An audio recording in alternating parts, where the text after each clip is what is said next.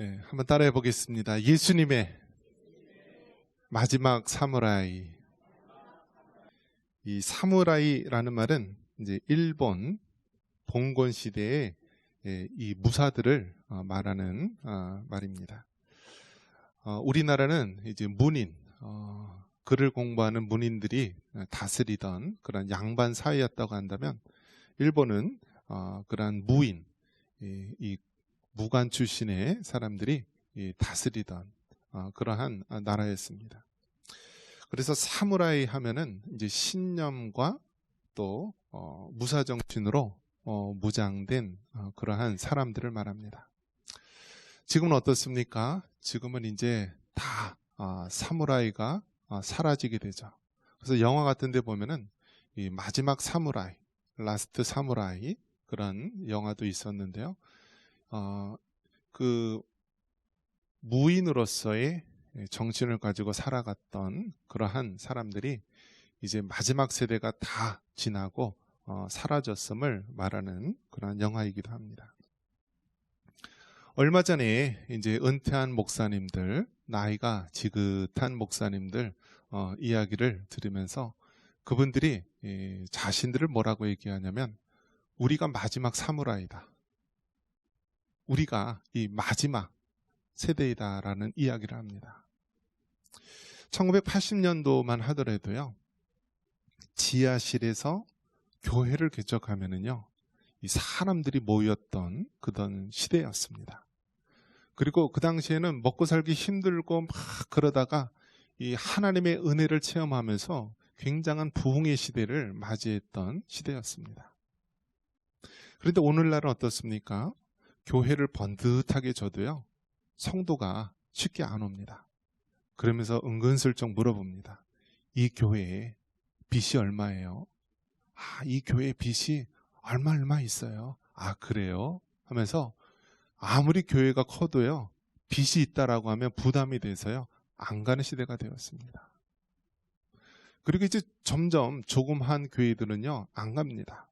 왜 안 가려고 하냐면, 신앙생활을 조금만 나태하게 하면 눈에 확 띄니까 할 수가 없는 거예요. 그래서 많은 대중 속에서 그냥 편하게 신앙생활 하려고 큰 교회에서 묻혀서 생활하기를 원합니다.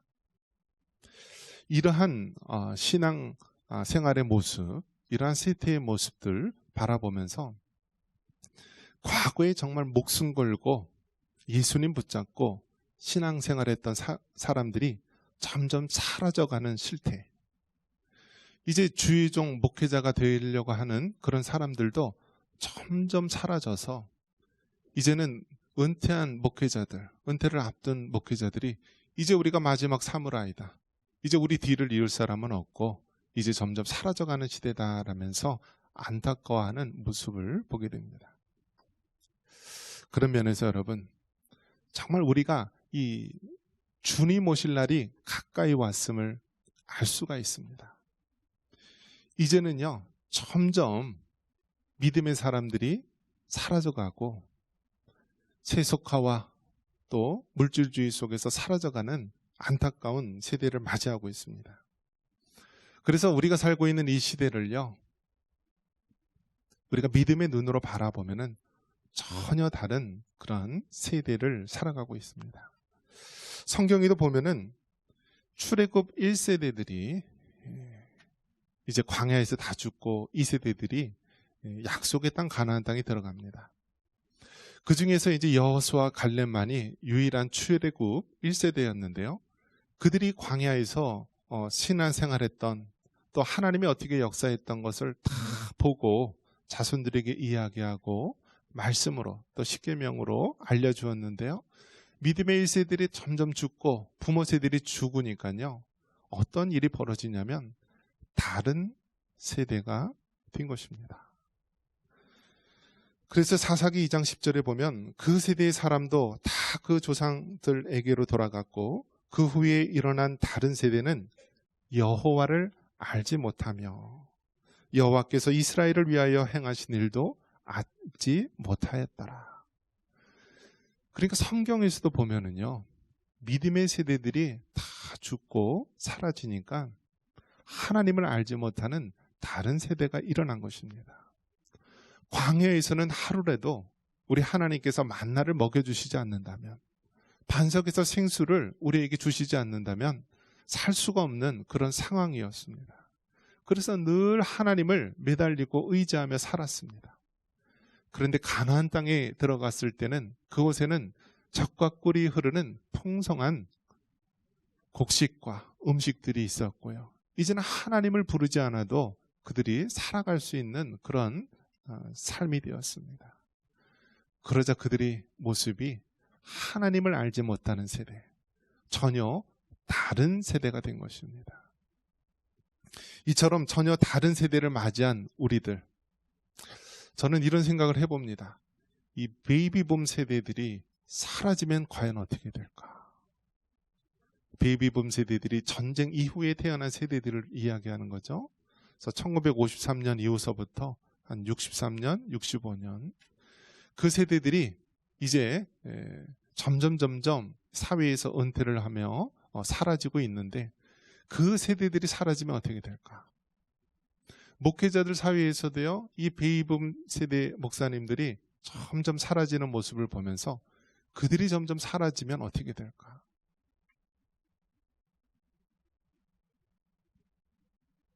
그러한 모습을 봤을 때 정말 우리가 마지막 남은 우리 예수님의 사무라이, 예수님의 그 군병으로서 마지막 지상 사명을 감당하는 자로 세워지기를 원합니다.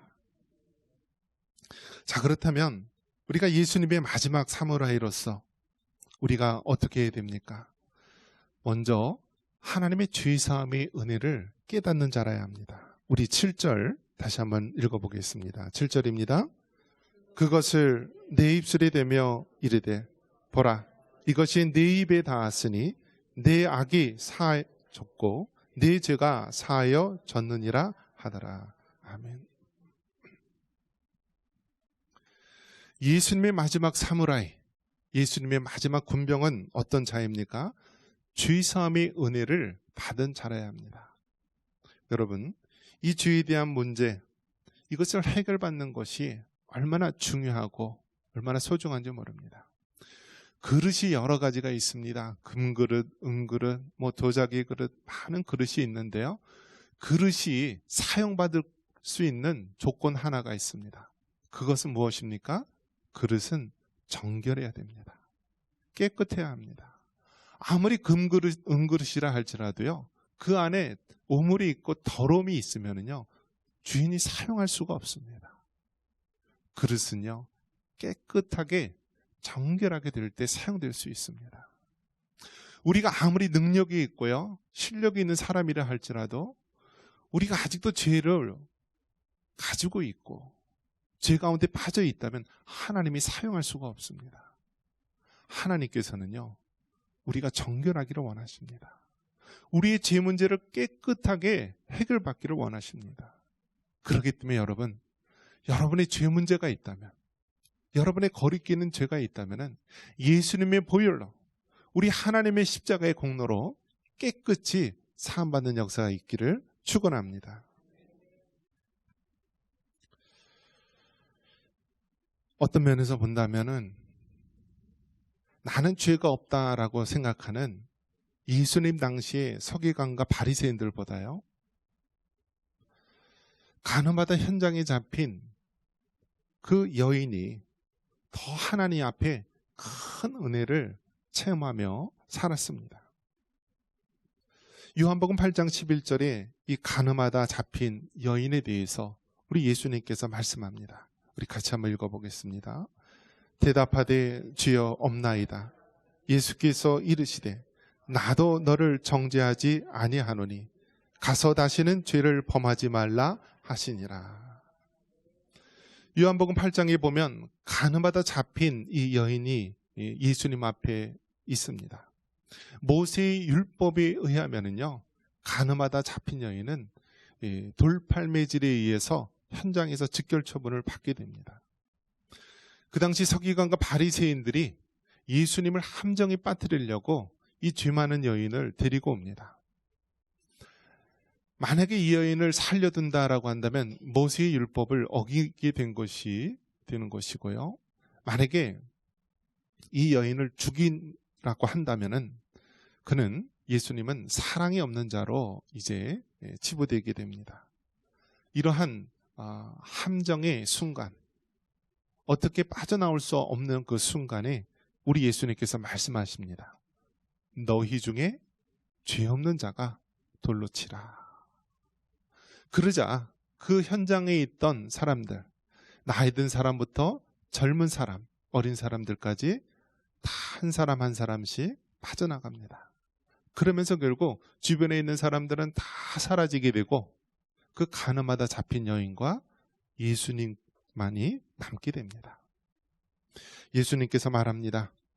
나도 너를 정죄하지 아니하노니 가서 다시는 죄를 범하지 말라.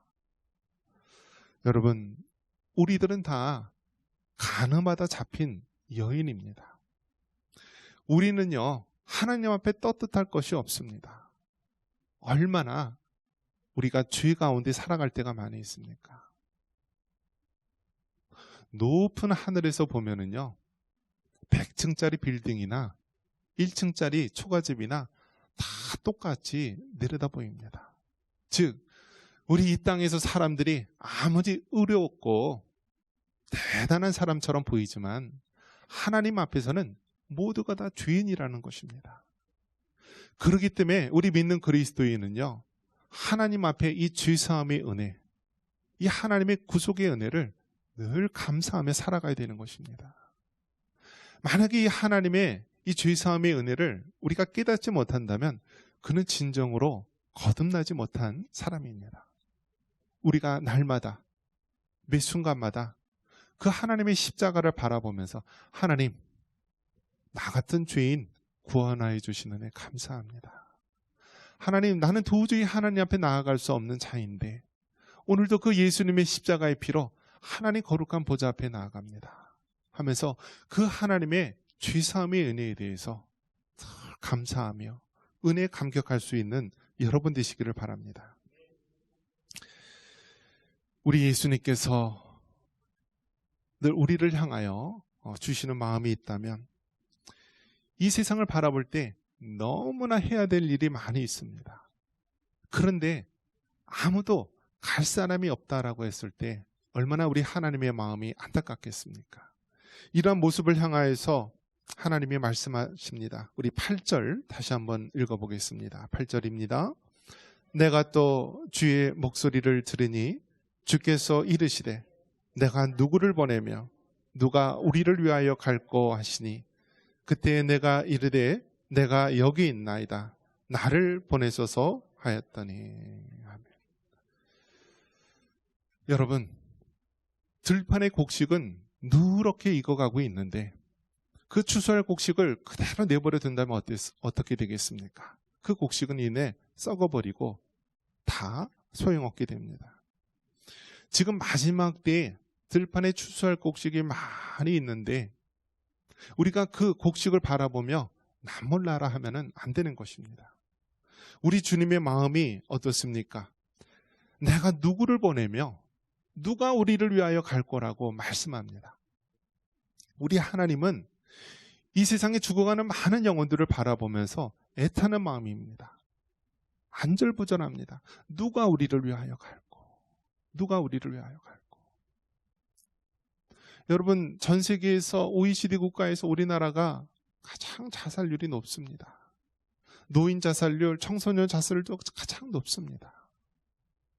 경기도에서 우리 연천군이요, 2019년도 가장 자살률이 높은 거로 나와 있습니다. 주변의 사람들이 깜짝 놀랍니다. 아니, 어떻게 이렇게 공기 좋고 물 좋은 동네에서 그런 일이 있을 수 있습니까? 그런데 여러분, 아무리 환경이 좋다 할지라도요, 그 영혼의 문제를 해결받지 못하면은 사람은 살아갈 수가 없습니다. 왜 그렇죠? 사람은 하나님 형상으로 지음받은 존재이기 때문에요. 하나님이 있어야 될 것을 이 세상 그 무엇으로도 채울 수가 없습니다. 돈으로도 채울 수 없고 명예로도 채울 수 없고 어떤 것으로도 채울 수가 없습니다. 오직 하나님으로 인하여 그 빈 마음을 채워야 되는 것입니다. 많은 노인분들, 연로하신 분들이요, 젊었을 때는 자기 힘대로 다니면서 자기가 하고 싶은 대로 하였습니다. 이제 나이가 들다 보니까요, 점점 출입을 할 수가 없습니다. 그러니까 이제 나이가 들면서 출입도 못하게 되고 점점 아픈 것이 많으니까요, 그 마지막 비극적인 그 선택을 하는 일들이 많아졌다라는 것입니다. 그런 면에서 봤을 때 그렇게 죽어가는 영혼들을 향하여서 믿는 우리들이 어떻게 남을 나라 할 수가 있겠습니까? 우리 주님이 말씀합니다. 내가 누구를 보내며 누가 우리를 위하여 갈고. 저들이 예수님의 복음을 듣게 되면은 그래도 주님 안에서 산 소망을 얻을 수 있을 텐데 내가 누구를 보낼까? 누가 우리를 위하여 갈까라고 우리 주님께서 말씀하십니다. 그런 면에서 볼 때요, 왜 연천군이 이렇게 자살률이 높을까? 그 이유는 단 하나입니다. 복음화율이 낮기 때문입니다. 복음화율이 낮아요. 우리나라 이 연천 지역 복음화율이요, 우리나라에서 복음화율이 가장 낮다는 그 제주도보다도 더 못하다라는 생각이 들 때도 있습니다. 그런 면에서 여러분, 우리 주님께서 애타하는 그 마음, 지금도 쓸쓸하게 독거노인들, 아무도 찾아봐 주지 않는 그 영혼들 향하여서 누가 우리를 향하여 갈 거라는 하나님의 음성을 들을 수 있는 여러분 되기를 주님의 이름으로 축원합니다. 사도행전 16장 9절에는 사도 바울은 하나님의 음성을 듣고 그 선교의 방향을 바꾸는 놀라운 일을 하게 됩니다. 우리 사도행전 16장 9절 같이 한번 읽어보겠습니다. 밤에 환상이 바울에게 보이니 마게도냐 사람 하나가 서서 그에게 청하여 이르되 마게도냐로 건너와서 우리를 도우라 하거늘. 아멘. 사도 바울이 복음을 전할 때 사도 바울은 1차 전도여행, 2차 전도여행, 3차 전도여행, 또 예루살렘 전도여행, 로마의 전도여행 총 5번 이렇게 삶 속에 큰 전도여행을 했는데요. 그 중에서 이 소아시아 지역, 에베소 지역을 전도하던, 선교하던 이 사도 바울이 어느 날 꿈에 환상 중에 바울에게 나타나게 됩니다. 마게도냐 사람 하나가 서서 이 사도 바울에게 청하여 말합니다. 건너와서 우리를 도우라. 한번 따라해 볼까요? 건너와서 우리를 도우라. 여러분, 이 한마디에 의해서 복음의 방향이요, 아시아에서 유럽으로 가게 됩니다. 만약에 이 당시에 하나님이 이렇게 하지 않았다면요, 복음이 어디에서 융성하게 되었을까요? 이 아시아 쪽, 동양 쪽에서 복음이 왕성하게 되고요, 서양은 그 나중에 들어가게 됐을 것입니다. 그런데 하나님께서는 이 복음의 방향을, 예루살렘에서 시작했던 이 복음의 방향을요, 이 서양으로, 유럽으로 향하게 됩니다. 마게도냐, 빌립보 지역, 오늘날 그리스, 헬라 지역을 말하는 것입니다. 이처럼 하나님의 주권 속에서 하나님께서는 사도 바울에게 환상 중에 나타나서 말씀하시는 것입니다. 건너와서 우리를 도우라. 이 마게도냐 지역에 죽어가는 영혼들이 있다. 너는 지금 에베소 지역을 가기를 원하지만 이제 그곳에 복음을 전했으니까 이제는 새로운 땅을 향하여서 마게도냐, 그 유럽의 대륙의 발판을 향하여서 복음을 전하라 라고 말씀하고 있는 것입니다.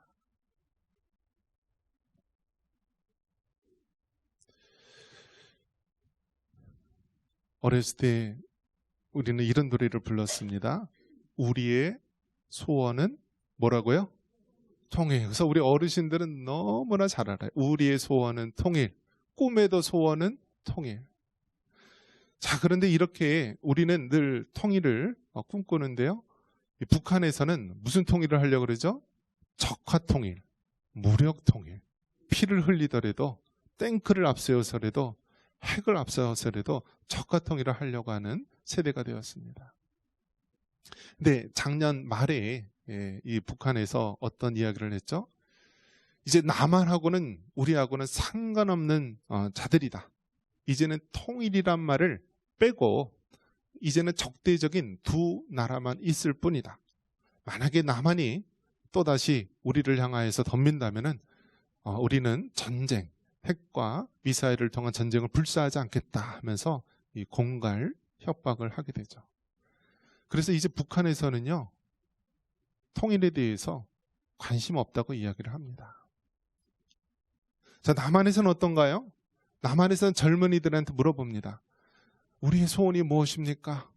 꿈에도 소원이 무엇입니까? 하면은요, 나만 잘 먹고 잘 살면 되죠. 애 낳고 키우는데 힘들죠.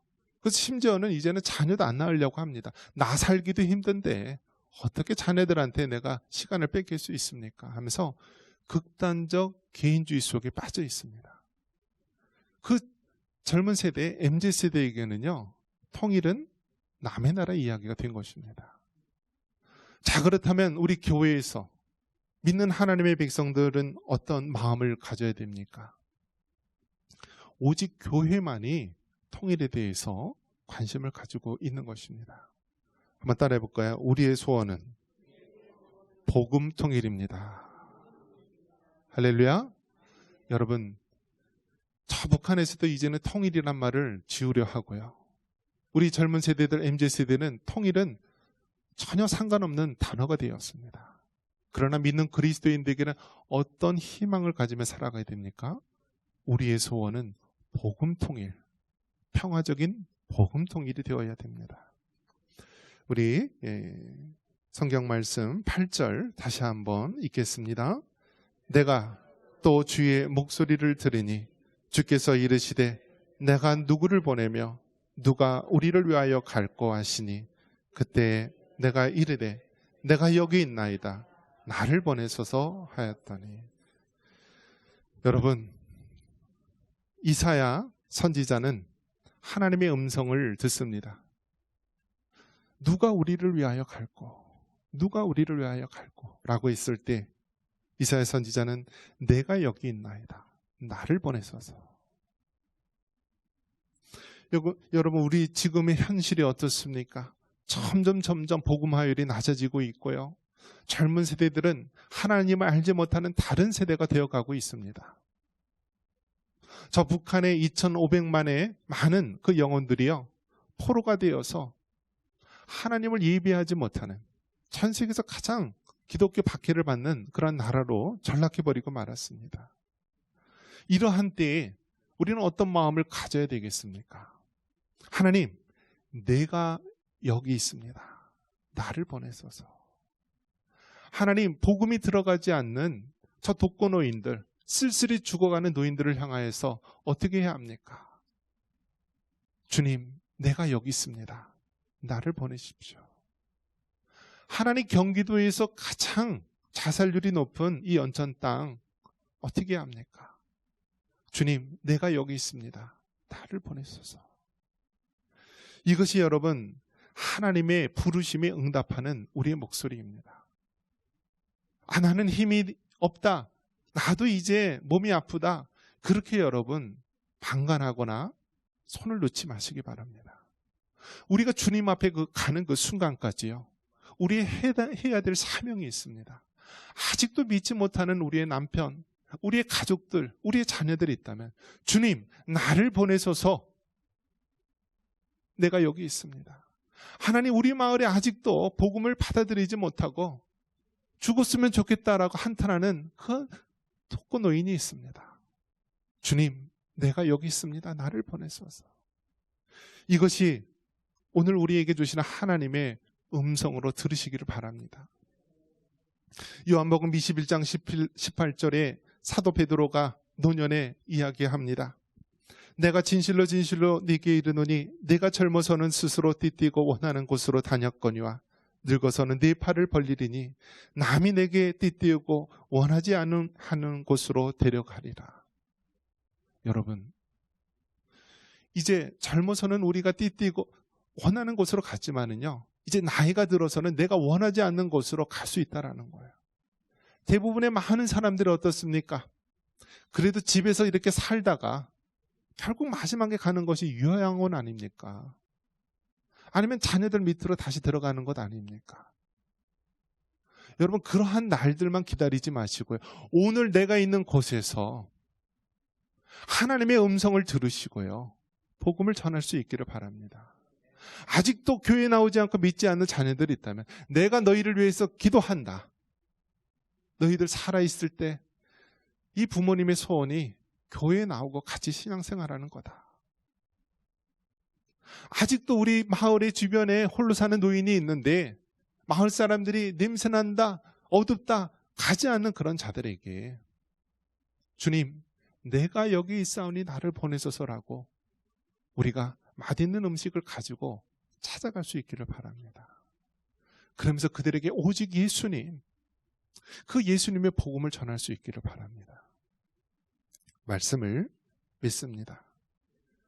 믿음의 세대가 점점 사라지고 있는 이때 우리가 예수님의 마지막 믿음의 군병이 되어서 주의 복음을 땅끝까지 전할 수 있는, 가장 낮고 어두운 곳에 예수님의 사랑을 전할 수 있는 우리 모두가 되기를 주님의 이름으로 축원합니다.